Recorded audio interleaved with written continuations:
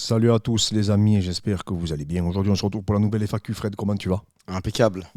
Je lance le générique et c'est parti. Yeah. Let's go. Go the hardest. Bring the pain. Go hard.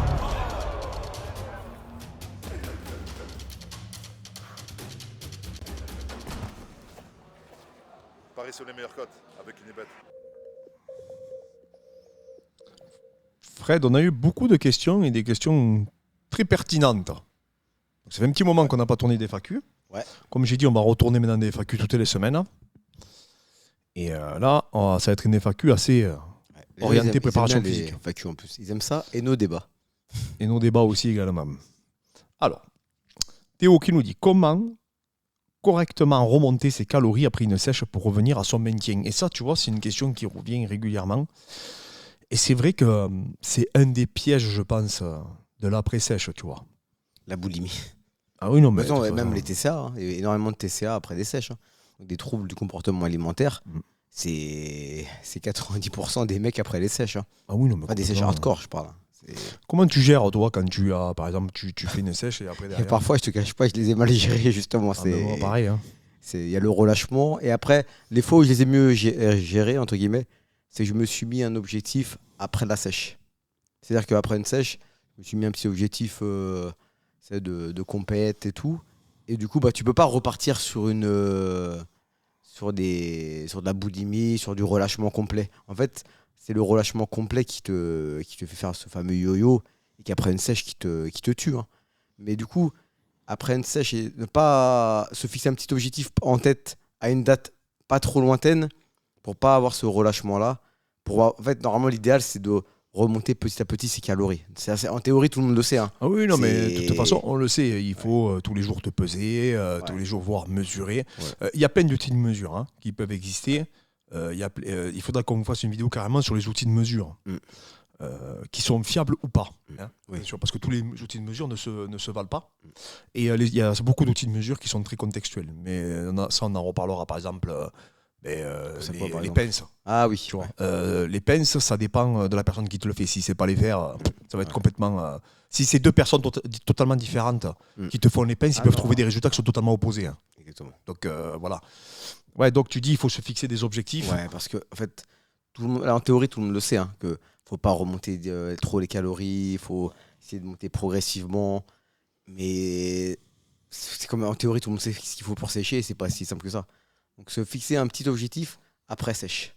Ça peut être une petite compétition de un petit 5 km, mais histoire de garder quand même une marche à suivre. Une marche à suivre, et de pas aller dans le relâchement, de pas aller dans le fameux cheat meal tous les jours, parce que les TCA, il y en a, c'est nos limites. Hein. Ouais, parce que souvent, les gens ils me disent coach, quand j'ai raté mon objectif, est-ce que c'est bon, est-ce que je peux tout arrêter, tu vois? Ouais, on a souvent cette question-là. Ah, ouais. Et la diète, c'est jusqu'à quand? Et quand est-ce que je m'arrête? Souvent, c'est cette question-là, mais en fait, c'est une nouvelle vie qui commence. Voilà, exactement. Ça, c'est dur à faire comprendre que c'est à vie si tu veux, tu dois garder ça. Même si t'es pas obligé d'être aussi extrême que dans une sèche, mais... Et ce qui est terrible, c'est que plus ça va, plus on vieillit, ça va pas aller à s'arranger ces histoires. Hormonalement, t'es plus aussi performant, il y a plein de trucs. Hein, alors après, vous allez vous adapter. Moi, par exemple... c'est pour ça que j'ai toujours été un partisan quand même de la diète flexible et que je suis beaucoup sur la balance énergétique maintenant, de plus en plus avec l'âge, parce qu'il me faut une notion de plaisir, tu vois. Plus je vieillis, plus il me faut une notion de plaisir. Donc, je préfère manger des fois des plats moins volumineux, même si c'est pas ce que je recommande, hein, c'est pas optimal. Mais avoir un petit plaisir, quoi. Tu vois. Ouais, pour durer sur le long terme. Ouais, je trouve que c'est beaucoup plus facile. Tous les jours, j'ai un plaisir en fait. Ouais, et ça après, peut aller, je te dis une bêtise, je sais pas, mais. Tu vois, du chocolat noir, mais un peu gourmand, tu vois, ou je sais pas, mais ça peut être n'importe où et n'importe quoi. Hein.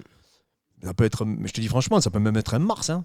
Je sais pas, ça peut être n'importe quoi, mais juste que voilà, tu vas pas en consommer 10, quoi. Ouais, et accepter le fait que tu peux pas avoir un corps Instagram toute l'année, tu peux pas, enfin, c'est même malsain, entre guillemets. C'est pour ça que je comprends, je me dis, Thibaut InShape, je sais pas comment il fait, c'est un truc de ouf, quoi.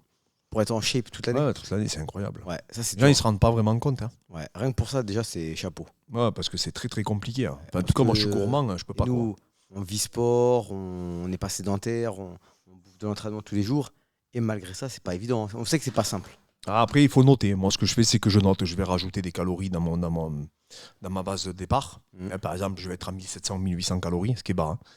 Et après, je vais rajouter 200 calories, et ainsi de suite. Je fais des bons entre 150 et 200 calories. Ça sert à rien d'être extrêmement précis. Hein, parce que c'est très théorique aussi, les calories. Hein. Il faut savoir, les amis, qu'il y a une étude qui a prouvé qu'il y avait 30% des fois de différence. Hein, Ah oui, entre les calories annoncées sur le packaging et ce qui est réel. Ah, mais c'est pour ça que des fois, quand on me dit, je mets 10 calories de plus ça ou 10 calories de moins, T'en sais rien. Exactement. Voilà, donc c'est pour ça que moi je me pèse quasiment Déjà, tous les jours quand tu je suis vois en métier. tu tapes les calories, je dis n'importe quoi, hein, pour un citron, pour un œuf par exemple. Tu vas sur 5 sites différents, les 5, c'est pas les mêmes. Oui, non, mais de toute façon, je te dis, il y a des différences, ça a déjà été mesuré. Hein. Voilà. Alors, il y avait une bonne question sur l'électrostimulation, il nous dit la dernière fois. Sur l'électrostimulation complexe. Et je vous prépare une vidéo parce que j'en ai un, moi. Ah. C'est un des outils que j'utilise le plus actuellement. Ouais. J'aimerais bien votre avis. Je l'utilisais pas mal quand je faisais du triathlon. Qu'en pensez-vous d'un point de vue prise de force, endurance et récupération, en plus d'un programme d'entraînement?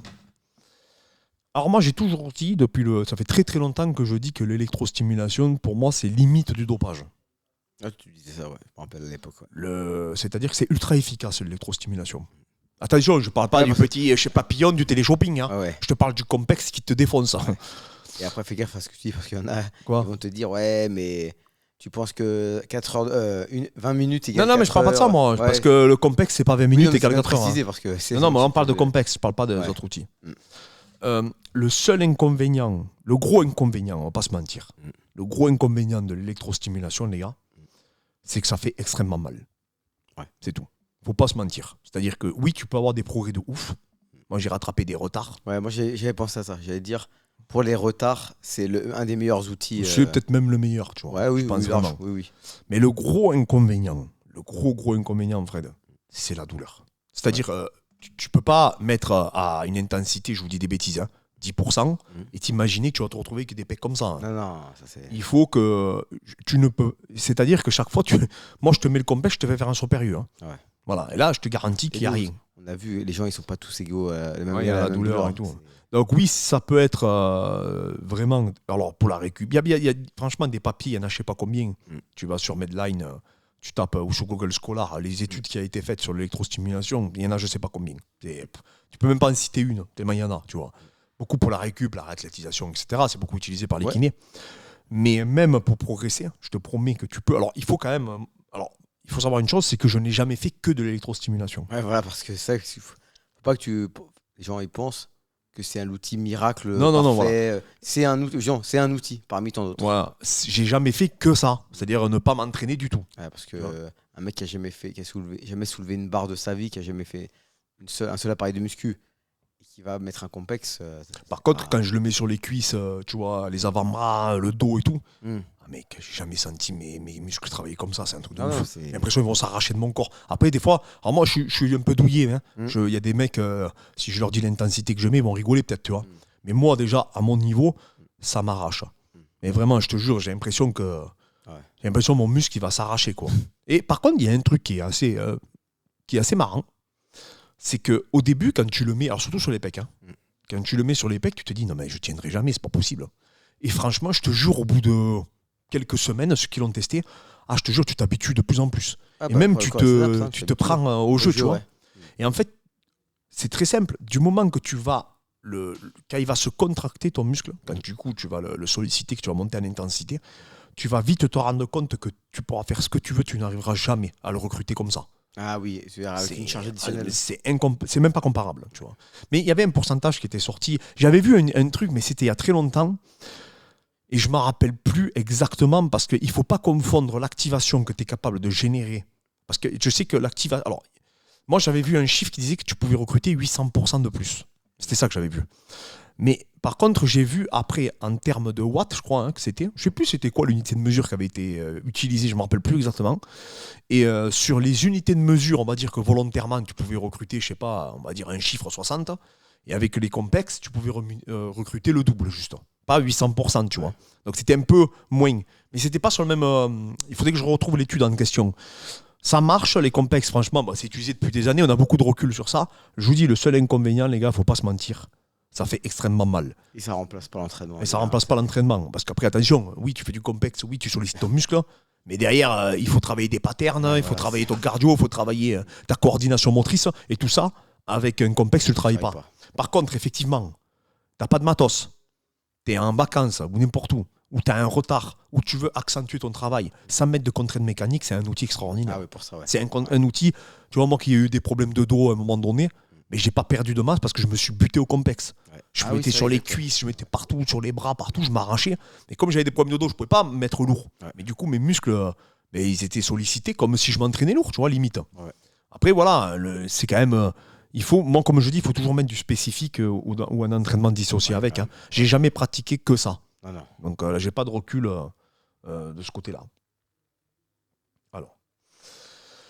On nous demande, est-ce que la boxe française serait une bonne discipline pour commencer le striking quand on n'en a jamais fait ? Quels seraient selon vous les avantages et les inconvénients à débuter par cette discipline ? La boxe française, c'est une question... Pareil, il y a beaucoup de gens qui veulent faire de la boxe française. Ouais, c'est revenu à la mode depuis... C'est quoi qui a fait revenir un peu à la mode ? Enfin, c'est pas John, si. Non, John, il n'en parlait pas trop. Non, il ne parlait pas trop, je sais pas. Mais après, la française, déjà, il faut trouver un club. Il n'y en a pas tant que ça non plus, des clubs de boxe française. Mais moi, je crois que c'est un bon sport. Après, je ne suis pas le mieux placé pour en parler parce que je ne l'ai jamais pratiqué. Hein. Mais de ce que j'ai vu et de ceux que je connais qui en ont pratiqué, ils ont des bons déplacements, des bonnes esquives, parce que tu n'as pas le droit de parer les coups. Donc déjà, tu peux pas bloquer. Donc c'est bon pour la précision, pour la dextérité aussi, parce que c'est beaucoup à la touche de pied. C'est pas des frappes lourdes comme en taille. Donc il y a un bon côté à prendre. Après, dire qu'il faut commencer par ça, pourquoi plus que le kick ? Ah, mais c'est parce que je pense qu'il a un club peut-être à côté de chez lui. Ah oui, s'il y a un club, il faut. Hein, moi, je trouve que techniquement, ça donne des bases exceptionnelles sur la gestion de distance, sur le travail en ligne. Ils ont une bonne anglaise. Après, maintenant, tu vois, franchement, plus je vieillis, plus je me dis, c'est même pas la discipline qui compte, c'est plus l'entraîneur. Oui, donc, à la limite, si tu as le choix entre un très bon entraîneur de boxe anglaise et un mauvais entraîneur de française, vaut mieux aller à l'anglaise. Ah oui, non, mais je veux dire, c'est plus ça que la discipline en elle-même. Oui, il faut qu'il crée une interactivité, que ce soit ludique. Ah ouais. Que si tu te forces à aller, tu n'as pas envie d'y aller, que tu n'aimes pas le club, que tu n'aimes pas les adhérents, mais que tu te dis, mais je le fais pour la discipline parce que c'est la discipline qu'il faut pour le MMA, franchement, tu vas pas durer dans le temps.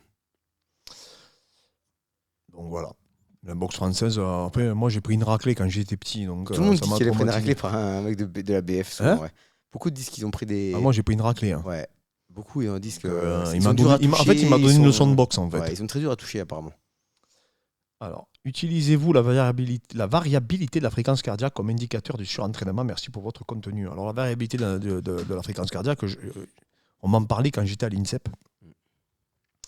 Parce que j'avais un de mes professeurs du coup qui l'utilisait pour quantifier la charge d'entraînement. Et le problème, c'est que j'ai eu 2 experts de la récupération qui étaient pas... Pour eux, c'était pas ouf, tu vois.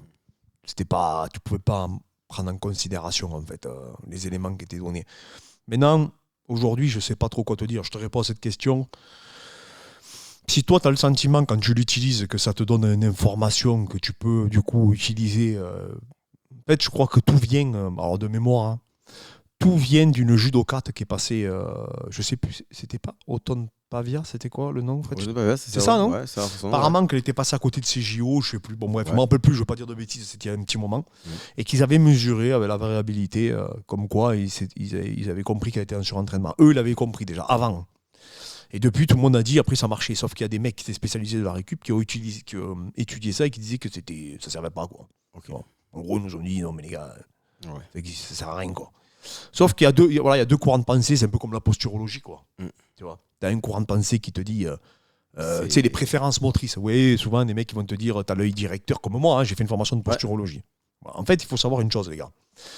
C'est que ça soit en posturologie ou les préférences motrices, d'accord, que ce soit l'un ou l'autre, sachez juste un truc, c'est qu'il y a, en général, les gens ne sont pas mesurés vis-à-vis de ça.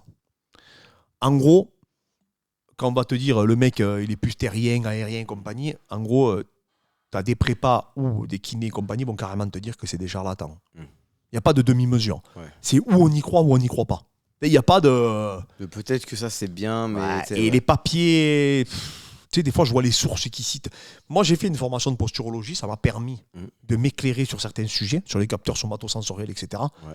Mais quand tu lis les papiers sur quoi ils sont censés s'appuyer, je suis pas convaincu. Des fois, il y a des trucs, des fois, tu te dis, c'est un peu tiré par les cheveux, quoi, tu vois. Ok. Donc, Il y a quand même des bons trucs à prendre. il y a des trucs à prendre. Après, moi, je suis gentil. Ouais. Moi, je suis bon client de ça. Ouais. Parce que j'aime bien tout tenter, tout tester. Ouais. Et je trouve qu'il y a des trucs à prendre. Sur les réflexes archaïques et tout. Maintenant, j'ai des amis à moi qui sont, on va dire, très pointus scientifiquement. Faut pas leur parler de ça, quoi. Ok. Tu leur parles de ça, ils te disent non mais attends, ton mec c'est un charlatan, allez, me parle pas de ça, passe à autre chose, tu vois. C'est des mythos, quoi. Tu vois, pour eux c'est non mais c'est pas, ils vont pas te dire oui non, c'est pas comme un cycle de force où tu sais que ça fonctionne un petit peu. Ouais. Non, c'est où ça marche pas, où ça marche, tu vois. En gros, c'est y a pas de moi je suis bon client. Donc, Et là- je sais que et t'es là- bon client. Ouais. Et là, Tu du vois. coup, pour la variabilité, là, c'est à peu près pareil. Moi, C'est- ça me fait peur parce que le mec qui m'a dit ça, c'était à l'époque Yann Lemeur, qui était un des plus grands spécialistes au monde de la récupération. Donc c'est sa spécialité. Il y croyait pas, lui. Quand il m'a dit ça m'a refroidi, tu vois. Mm. Maintenant, je pense qu'il y a des... Je pense qu'il y a quand même des infos, parce qu'il y a quand même des mecs qui disent que c'était en corrélation, tu vois. Mais après, il y en a qui disent que c'est pas vrai. Qu'il n'y a pas de lien il y a pas un lien de causalité, ou le lien de causalité est complètement faussé. Parce qu'ils disent qu'en fait, le fait qu'on te dise... Parce que c'est pas fait en double aveugle, les tests, tu vois.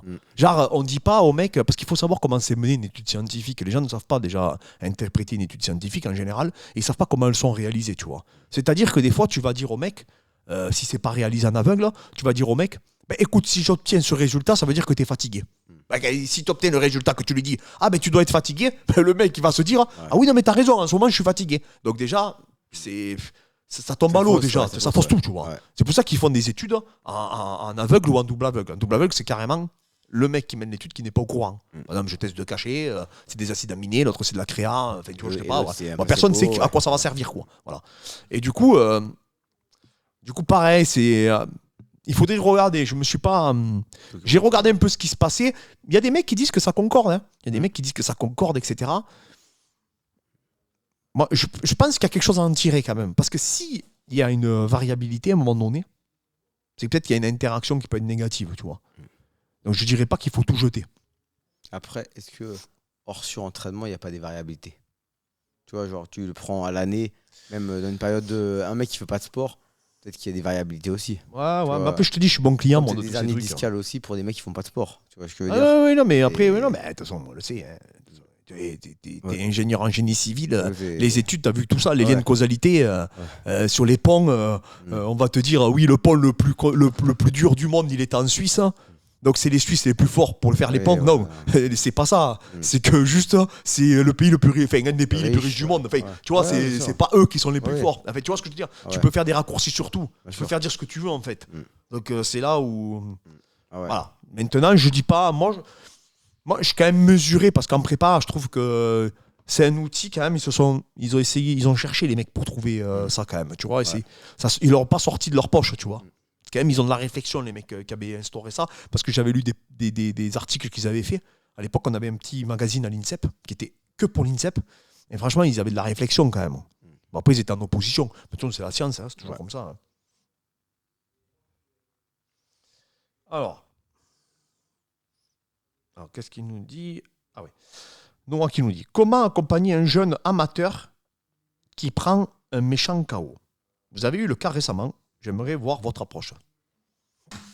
Un mec qui prend un KO, comment on gère? Bah déjà, pas d'entraînement pendant un bout de temps. Oui. Déjà, enfin ça peut paraître simple, enfin bête, hein. Mais on a déjà vu des cas, on a déjà vu des mecs qui se réentraînent la semaine d'après. Hein. Oui, il y en a plein. Mais des entraînements, des vrais entraînements en plus. Hein. Donc nous, pas d'entraînement pendant un bout de temps. Et quand ça revient, du grappling tranquille, de la prépa tranquille, pas de coups, rien. Et quand ça reprend les premiers échanges légers, et après, au bout de quelques mois, voilà. Mais après, y a pas, franchement là-dessus, il n'y a pas de règles. Mais pour moi, le mec, il ne doit pas prendre un seul coup, au moins pendant 1 mois et demi, 2 mois. Après un KO. Oui, bah, tu sais, Gage, il dit que pendant 6 mois, il ne mettra pas les gants, je crois. Non, mais il a raison. Hein. Franchement, là, il a raison. Lui, il doit... Surtout qu'en plus, il a enchaîné des combats. Parce qu'il n'y a pas que le KO. Hein. Même hors, on va dire, même un combat, rien que l'adrénaline que ça génère, C'est terrible. c'est même tu rentres dans la cage, ton adversaire il trébuche, il tombe, tu n'as pas donné un coup de poing, tu as eu ta victoire, donc t'as pas. Et bah l'adrénaline que tu as eu avant de monter dans la cage, déjà ça te bousille. Tu peux pas te renchaîner l'entraînement derrière. C'est pas, faut savoir que c'est pas naturel hein, de monter dans une cage et de. Complètement. Donc du coup, et le KO encore moins, on va dire. Ouais. Donc là, après ça peut paraître bateau hein, de dire pas de coup, mais ça paraît normal pour nous, mais je sais qu'il y en a plein qui le font pas, Et qui puis repartent à l'entraînement parce qu'il y a ce côté, je veux venger la défaite, tu vois. Après, Noah, si c'est pour Noah, parce que c'est Noah qui parle, Noah, il a un mental, mon gars. Ouais, non, c'est. Ouais. Après, C'est oui, plus un mec qui s'en veut, tu vois, de se dire, ouais. voilà. Parce qu'il avait fait un début de combat de ouf, quoi. magnifique, ouais, magnifique. Donc là, il s'en veut parce que c'est. En fait, lui, c'est vraiment un coup. Ouais, Tu vois une petite erreur. Tu fais un coup, Ouais. tu sais, pas- c'est comme pas Léon tu te fais Edwards, rou- quoi. Ouais, c'est pas tu te fais prends un rouler high kick, dessus bon, sur, voilà. Tu te fais fais- pas dominer. Ouais. Donc quand tu te fais pas dominer, mais que juste tu prends un high kick à la Léon Edwards, Ouais. comme Kamaru, ben c'est pas tes compétences que tu remets en cause. Non. C'est un fait de match, ce qui est C'est un logique. peu hein. mal, ouais, voilà, Et après- puis c'est bien joué de la part de l'adversaire ouais. aussi. hein. Et après, tu réajustes ta garde, qu'elle soit un petit peu plus hermétique à un moment donné, sur un petit coup particulier. C'est de l'ajustement. Mais c'est pas. Là où ça doit être dur, je pense, c'est quand tu te fais rouler dessus. Je pense à un Ortega contre Holloway. Ortega, même s'il n'a pas pris de KO, c'est vraiment une domination nette sur 5 rounds. Un Ortega contre Volkanovski. Là, limite, c'est beaucoup plus dur de revenir, je pense. Oh, bah oui. De toute Parce façon, que tu sais pas, en fait, je pense que quand tu reviens, tu sais pas par où commencer. C'est. Ah, bah oui. Et Surtout tu qu'il sais s'est fait pas. dominer quasiment partout. hein. Ouais, au sol, debout. Donc, du coup, c'est là où c'est plus dur. Mais sinon, après, déjà, même, nous, on est, comme on le dit toujours, après combat, les gars, prenez du repos. Bah oui, bah de toute façon. Fred aussi, on parle beaucoup de l'état de santé de Khamzat Chimaev. Mm. Donc il y a beaucoup de gens, il y a beaucoup de suppositions, tu vois, sur les complications qu'il a. Est-ce que toi tu penses que est-ce que tu penses quand même que parce que il y a beaucoup de gens qui disent que depuis qu'il a eu le Covid, tu vois, il s'en est jamais réellement remis, tu vois, qu'il se grille beaucoup plus rapidement. Et qu'est-ce que tu en penses toi de ça? Est-ce que tu penses vraiment qu'il a jamais récupéré ce mec? C'est possible, hein. Franchement. Après, ça, on le saura jamais vraiment. C'est parce que c'est. Mais c'est quand même bizarre qu'il avait une telle dynamique et qu'après ça, après ce virus. Parce qu'il a eu beaucoup de complications, tu as vu, il y a eu beaucoup Ouais. de combats qui sont annulés, il s'est blessé à répétition, il a eu des Mm. problèmes de poids. Il a enchaîné les pépins sur pépins, Et ce surtout type. que c'est pas un mec qui était connu pour avoir des pépins avant. Tu vois, là, c'est vraiment flagrant. Encore un mec qui est connu pour avoir que des blessures depuis longtemps. Bah là, il y a pas de. Mais là, c'était le mec qui a enchaîné 3 combats d'affilée, qui était inarrêtable, hein, même au Brave, n'importe où. Ah ouais, Enfin, non, mais c'était un rouleau compresseur. Ouais. Et d'un coup, limite, il est devenu, j'aime pas dire ça, mais fragile. Tu vois, c'est franchement. Ouais, son corps s'est fragilisé, Ouais. pas lui, mais Ouais. son corps. Même, tu vois, les 77 kilos, il avait toujours réussi le cutting. Oui, c'est Même si difficilement, mais il avait toujours fait. Et il n'arrivait plus. Est-ce que le corps aussi, il arrive Ce plus, qui est pas... enfin, Alors moi, je te dis, ce qui me paraît incroyable, c'est qu'à l'entraînement, il est infatigable, tu vois.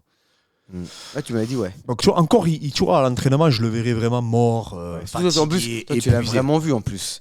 Plusieurs Ah, fois. non, Et tu l'as vu faire des guerres en plus. Ah non, mais mec, je te tu l'as dis, pas vu en mode shadowboxing. Mec, écoute-moi, je l'ai vu faire 1 heure de sparring non-stop avec Abdul, Mm. d'accord. Et il n'y a rien de plus dur que la lutte.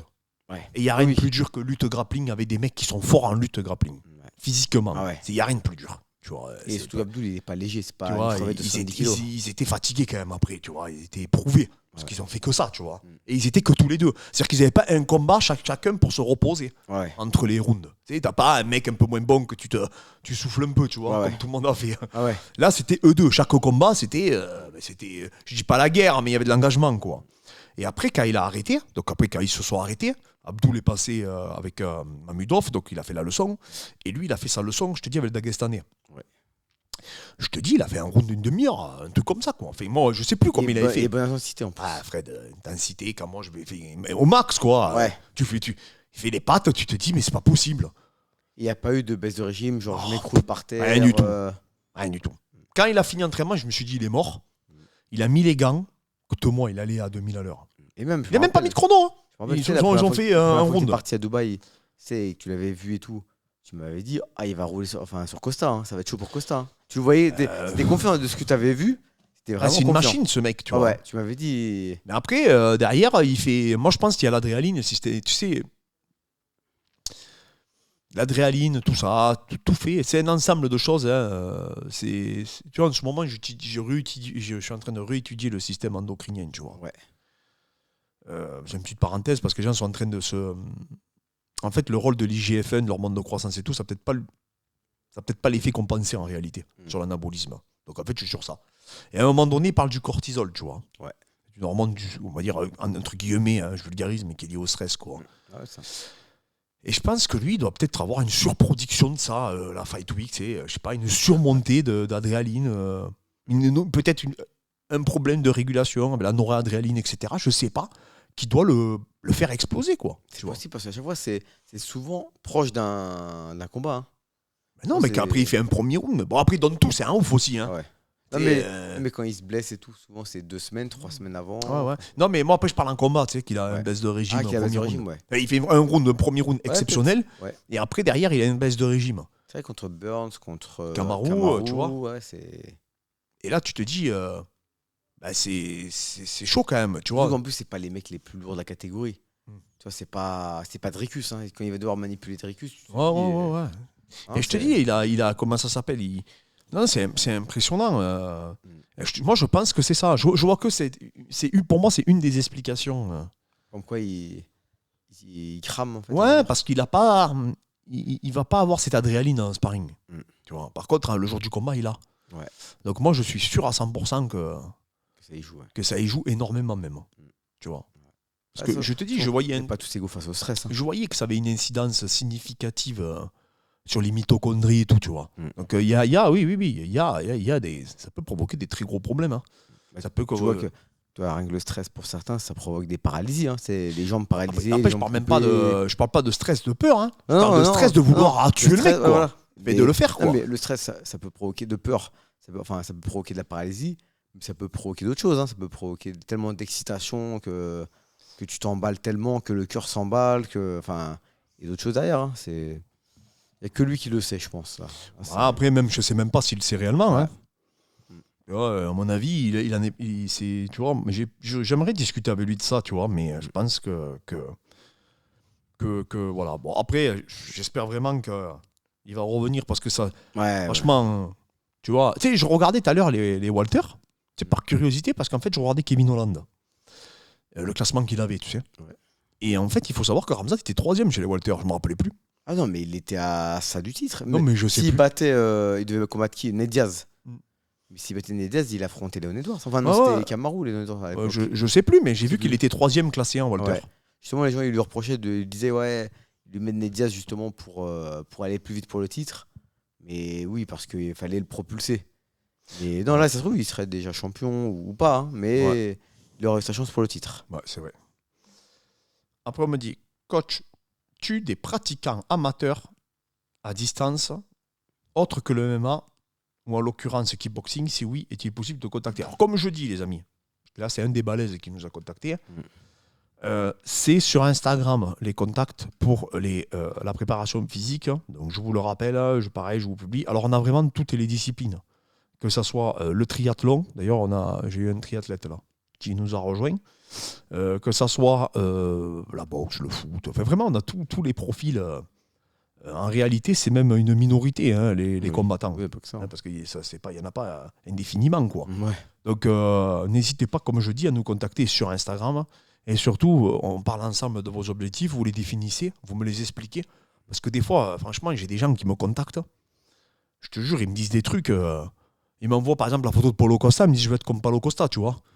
Non, mais tu sais, Paulo Costa, des mecs comme ça, j'en croise jamais, quoi. Tu surtout, vois. Si vous contactez Clément, soyez le plus précis possible dans vos objectifs. Bon, après, les gens savent ce qu'ils veulent quand même, tu vois. C'est pas trop ça. Plutôt que des fois, on se rend pas. On pense que ça. On veut tout de suite, tu vois. Ouais. Après, j'en ai qui ont. T'as bien vu, il y a des mecs qui ont fait des transformations éclairs. Hein. Ouais, là. C'est juste une question de détermination. Hein. Tout est possible en réalité. Enfin, si c'est raisonnable. Ouais. Mais après, il faut juste être déterminé. Hein. C'est la seule différence. C'est le plus dur, ça. C'est le plus dur. Comme je dis, Toi, tu m'as toujours dit, il faut pas réfléchir.